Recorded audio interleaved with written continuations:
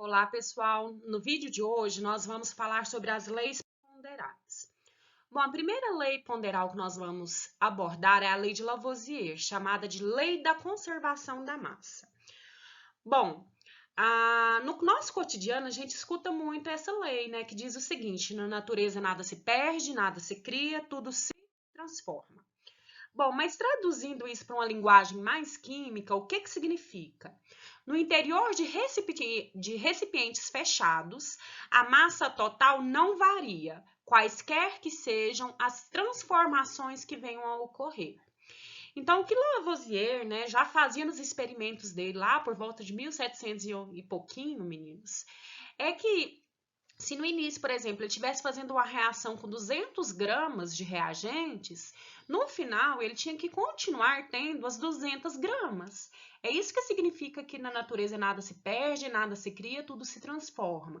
Numa reação química, ocorre a formação de novas substâncias, mas forma-se a partir dos átomos originais. Então, a massa tem que continuar sendo a mesma, tá? Bom, traduzindo isso aqui numa linguagem química, né, numa reação. Suponham aí que a gente faça uma reação química entre 3 gramas de carbono e 8 gramas de oxigênio. O produto, olha, se é 3 gramas mais 8, eu tenho que ter no total 11. Então, eu vou formar 11 gramas de CO2. Então, eu tinha os dois reagentes, que eram carbono e oxigênio, eles se juntaram, formaram essa substância que é o CO2, e a massa também é o resultado da soma. 3 mais 8 equivale a 11. Bom, vamos fazer uma atividade sobre isso aí. A reação entre 23 gramas de álcool etílico e 48 gramas de oxigênio produziu 27 gramas de água ao lado de gás carbônico. Determine a massa de gás carbônico que foi obtida. Pessoal, dica primordial. Quando vocês forem fazer uma atividade sobre lei ponderal, a primeira coisa que vocês têm que fazer é escrever a reação química, tá? Então, ele está falando aqui, ó, álcool etílico reage com oxigênio. Então, escreve álcool etílico mais oxigênio. Eles são os nossos reagentes. Quando fala que produziu é a nossa setinha, tá? Produziu água e gás carbônico. Aí, na parte de baixo, na linha de baixo, coloca as quantidades. Foram 23 gramas de álcool etílico, foram 48 gramas de oxigênio, 27 gramas de água, e ele não sabe qual foi a quantidade de gás carbônico. É isso que ele quer que vocês descubram, a massa de gás carbônico. Por isso que aqui a gente coloca um X. Bom, o que a lei de conservação diz? A massa dos reagentes tem que ser igual à massa dos produtos. Então, eu vou fazer 23 mais 48, que é o meu reagente, coloco igual, tem que ser igual a 27 mais X. Aqui eu inverti, mas não tem problema não, né? Uma soma não tem problema essa inversão. Pessoal, somando esse 23 mais 48, nós temos um total de 71. Repetir aqui x mais 27. Passando x para o primeiro membro, né? Nós vamos ter aí, ó, x vai ser igual a 71 menos 27, que vai dar, então, um total de 44 gramas, né? Meninos, dica. Não é possível vocês chegarem no resultado negativo. Eu estou trabalhando com quantidade de massa.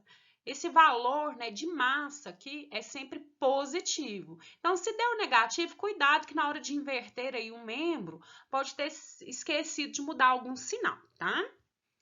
Bom, falamos da primeira lei, agora vamos para a segunda, que é a chamada lei de Proust, ou lei das proporções fixas ou constantes.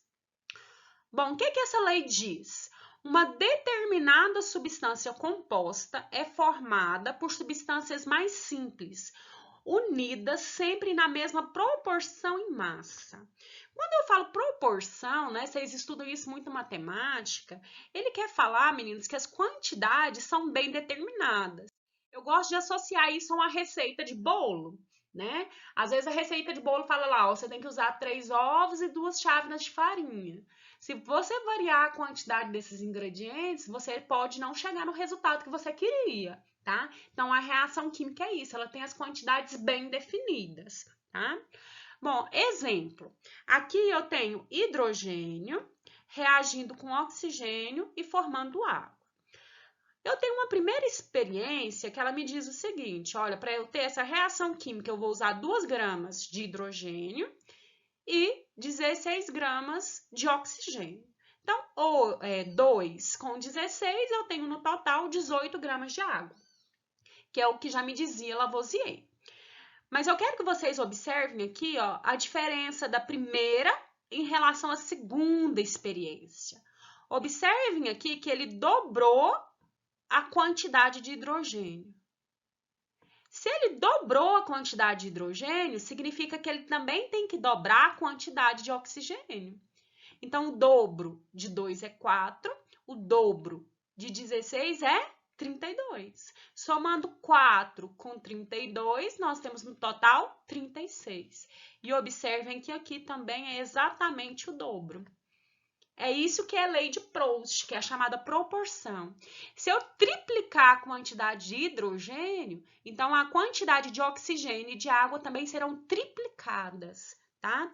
E isso diz que a proporção é constante. Bom, na matemática, gente, como é que a gente prova, né, essa proporção? A proporção, ela é feita dividindo a quantidade de hidrogênio pela de oxigênio. Na primeira experiência, a massa de hidrogênio é 2 e a de oxigênio é 16.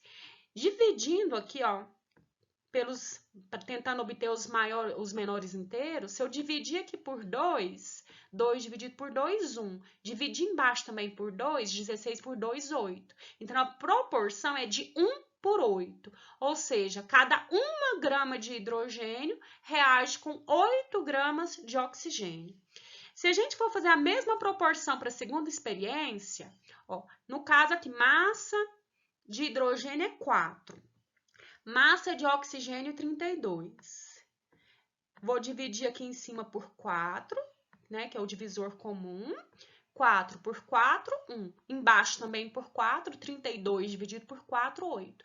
Então, a proporção é a mesma, 1 por 8.